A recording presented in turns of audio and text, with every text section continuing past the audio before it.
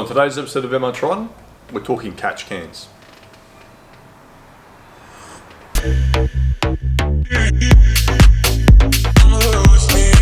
So firstly, I'd like to say I've been working on some really exciting stuff, a super exciting project. As you can see, I'm currently running a rotisserie with some lamb gyros meat off my car. So there's really awesome videos coming up, stay tuned for that.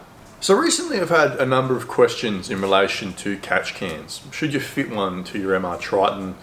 Will it void your warranty? And all these other things. And I guess that's a common question for those who buy a modern diesel engine. So about a decade and a half ago, a bunch of diesel engines came out in various brands of vehicle, particularly MN Triton, and there was issues with soot buildup in the intake manifold or inlet manifold, whatever you want to call it. And basically what that would do, in the same way that cholesterol blocks your arteries and gives you a heart attack, the soot carbon sludge buildup would occur in the intake manifold, causing your vehicle to slowly suffocate, lose performance, and it would need to be majorly fixed. I guess to answer the question of whether you should fit one to your MR Triton, you've got to understand why a catch can is fit to a modern diesel engine. As I'm sure many of you know, and maybe many of you don't know, to put it plainly, what happens is when an engine is running, the essentially exhaust gases, a certain amount escapes between the cylinder wall and the piston and builds up in the crankcase. And when that crankcase pressure gets too high, you can cause severe damage to your engine. That's a very plain, basic explanation of how it works. If you want to learn in more detail, make sure you just jump on YouTube and have a search. A lot of great videos out there. So back in the old dirty days, what they used to do, 20, 30 years ago, is they would vent that crankcase pressure or exhaust gas directly into the environment. That was a very simple and easy way to relieve the crankcase pressure, prevent catastrophic damage from occurring to the engine. Now, as emission standards have gotten stricter, which they should, rightfully so, we want clean air to breathe and live around, things have gotten more complex. You can't just vent that exhaust gas into the environment untreated. We all know about diesel particulate filters and these sorts of things, diesel particulates escaping into the environment and causing damage and health issues to everybody. So it's a necessary evil to capture those exhaust gases. So how do modern vehicle manufacturers deal with the problem of exhaust gas crankcase pressure buildup? They essentially recirculate those gases, vapors, whatever, back through the intake manifold and reburn them, and then it comes out the exhaust pipe and the process is cycled on and recycled and continues onwards. Unfortunately, as a number of diesel engine owners found out a decade and a half ago or so, we lead to the problem with the buildup of carbon, soot, sludge, whatever in your intake. And a serious problem with that is many manufacturers, as occurs with the MR Triton, they recirculate that exhaust gas in front of the turbo. So it's not like the gas is just being recirculated just before the air goes into the engine through the intake manifold. This exhaust vapor gets circulated through the entire air intake system pre-turbo. And you can often end up with a severe amount of sludge buildup or carbon buildup in your turbo. So to look at whether you need a catch can for the Triton, you look at previous models of Triton and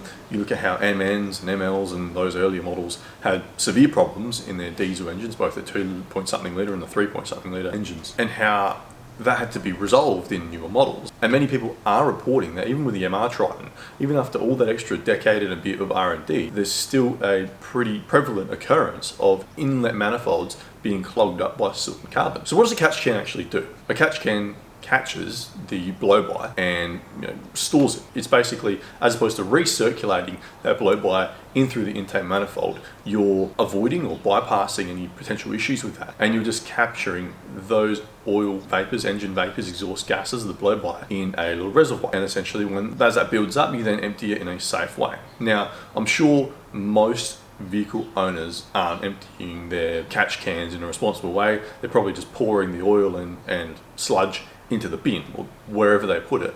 I doubt they're taking it to a certified depot to take used oil and waste, but that's not what I'm here to talk about, and I don't really care either way. Looking at my situation, I've got about 17,000 Ks on my MR Triton, and I've not yet seen fit to fit a catch can. And I've previously responded to people who have asked this question of me: should I fit a catch can? I previously said, well, I haven't, because my concern is that Mitsubishi's 7-year warranty will be void if you modify the vehicle in that way. And when it comes to keeping a vehicle for 7 to 10 years, which I plan to do with this vehicle, and the fact that they have a 7-year, 150,000 kilometre warranty on my car when I bought it, is it worth me putting on a catch can, potentially voiding that warranty, and something else on the vehicle with running gear or engine wise or whatever going wrong? Or is it better for me to not fit a catch can to my vehicle that I bought new, use it for 7 to 10 years, and then flog it off when I'm done with it?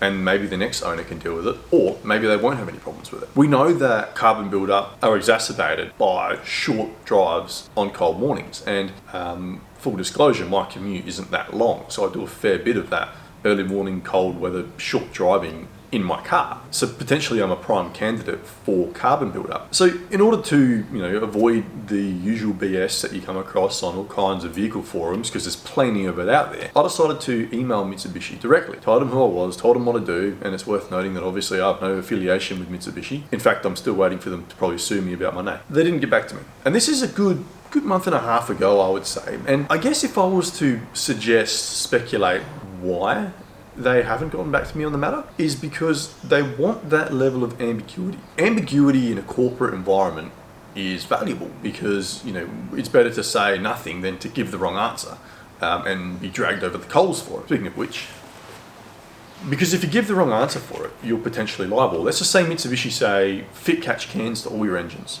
And catch cans are fitted to all these Tritons out there in the world by owners who want to do best and adhere to Mitsubishi's advice.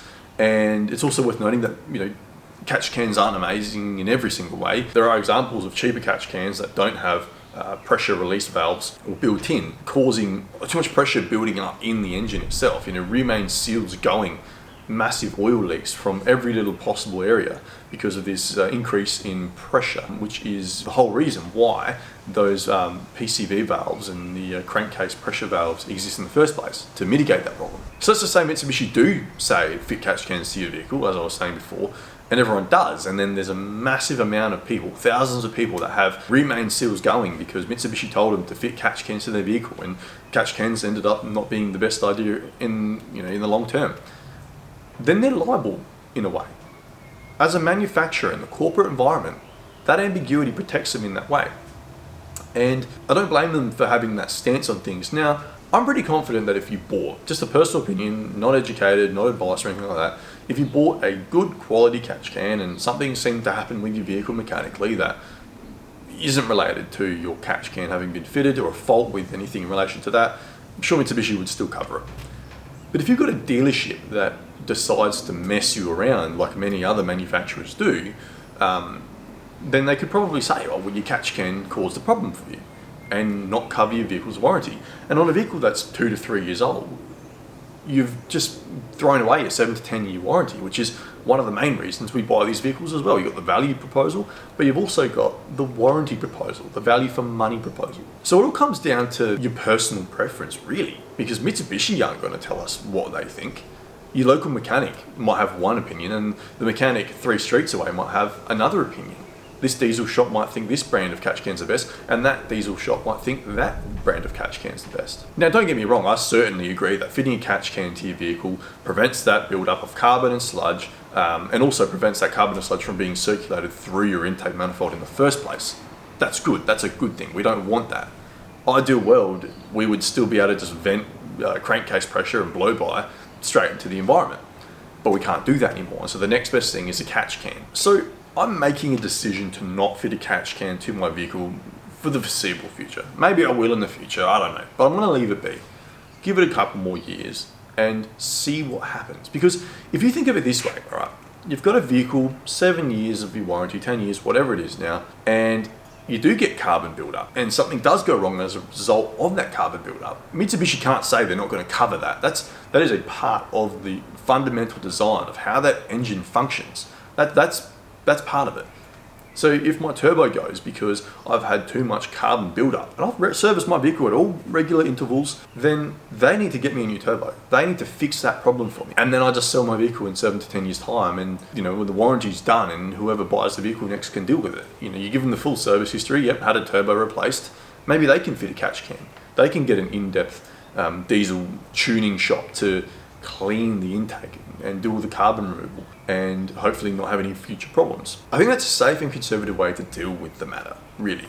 But if you want to fit a catch can, I'm all for it, because I don't blame you, because I understand how they work and I recognise the value and benefits of it working. So if you want to fit a catch can, do it. Cool little weekend project for you to do, and ongoing, you can sort of see the sludge that your vehicle is not intaking, and that might make you feel happy or better. There is definitely an element to this which is the same, I guess, as people who like to watch videos of people squishing pimples or cleaning earwax.